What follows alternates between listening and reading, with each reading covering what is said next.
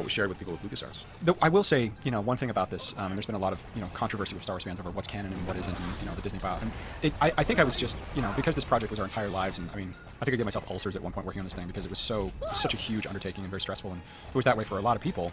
And so the amount of pride that we had in finishing it, was huge.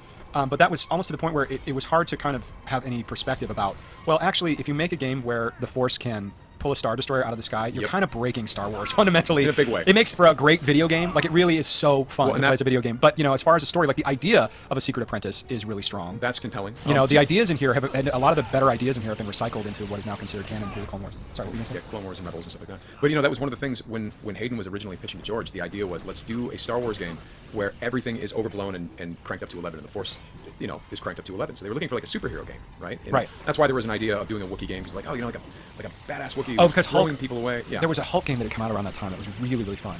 I forget what was it called? Ultimate Destruction or Super Smash? I can't remember. There was some really, really fun Smash 'em Up Hulk game. Hulk Hogan game. Yeah. Incredible Hulk game that Hayden really loved, and I think that might have been one of it. We'd have to ask him. But yeah, we will actually ask him. But yeah, George had to sign off on the idea of these overblown force powers, and George said, well, that's perfect for a game. Yeah, I'm ready. It's so you do have to. It's kind of like in the Clone Wars, right? You see people say like, oh, Ahsoka Tano could beat up Luke Skywalker or something like that, right? Right. Because she does all these flips and he doesn't, or like she's so quick. It's like, yes, but she's animated. That's a different world. There's a different vocabulary when it comes to animation. I love this. He just puts his lightsaber down. He's like, oh, come on. Yeah. I wanted Vader.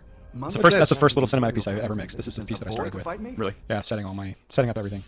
So, you have to remember the medium that you're in when you're developing these things. Ahsoka Tano is an animated character, so while it's canon, the stories happen. If you were to do Ahsoka Tano live action, guess what? She wouldn't be as quick because a human being can't be that quick, right? So it's the same thing with video games. Is that this is the way that I always interface with it was it's a tall tale.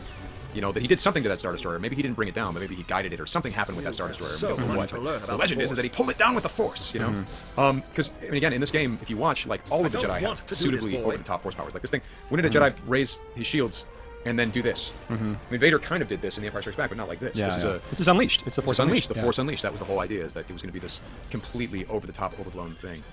Get him. Yeah. Yes. Fall.